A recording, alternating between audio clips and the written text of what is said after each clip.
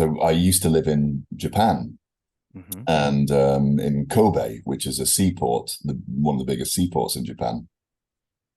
Now it's a really interesting city because it's obviously on the sea, but right behind it's like a narrow strip of a city with mountains behind it. I mean, it's Hmm. not small; it's like 1.5 million people, but it's just really interesting. Its geography. You've got the sea, you've got the bit of the city, and then straight away these mountains. And we used to go up into the mountains, into the hills as kids to look for wild boar because there were Wow. loads of wild boar up there. You Like, do and that in Budapest too, I think. yeah, exactly. Yeah. That's true. And we do that quite a lot. And I remember one time we came across I don't know what the term is, a mother Hmm. pig and a mother boar Hmm. with her piglets, and you can imagine what happened. I mean, we were Mm. kids, and the mother was just furious and just chased us out of the forest, and we were just running like Hmm. scared for our lives. It was terrifying. Hmm. So that's memorable rather than funny.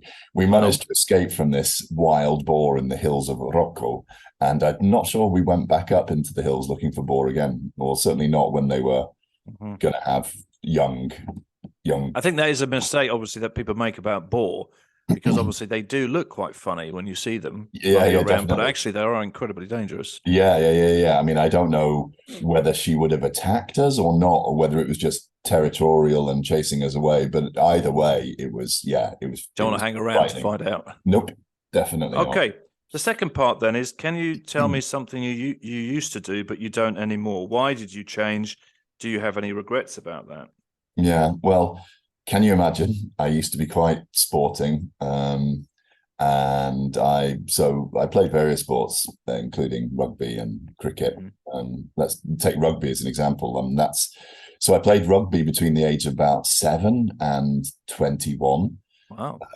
So for quite a long time, and um, I played at a reasonable level. I mean, not fantastic, but Hmm. first team for whatever school or college that Hmm. I was at, and it was something that I did and trained for, every 2 days or something like that. Hmm. So Hmm. with matches every weekend. So it was quite an important part of my life.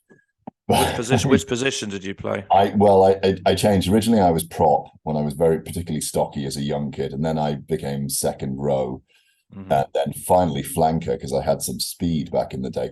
But in other words, always a forward, Sure. always the pack, which is what I wanted to say. I mean, that's one good reason to stop playing rugby. Like at 21, I felt too old for it because I had so many injuries. Sure. They still hurt now. Like I broke Hmm. ribs, I broke my leg a couple of times, I broke my Wow. fingers, and they ache Yeah. especially when the weather's cold. So I Sure. think I sustained so many injuries playing rugby. It was just a normal part of the game Sure. that that I'm quite glad I gave up when I did. So it Hmm. it was nothing, more serious. I got a concussion once as well, and I definitely don't regret stopping it. I think it was the right time. I mean, it would have been nice to find a good replacement rather than just sort of stopping totally.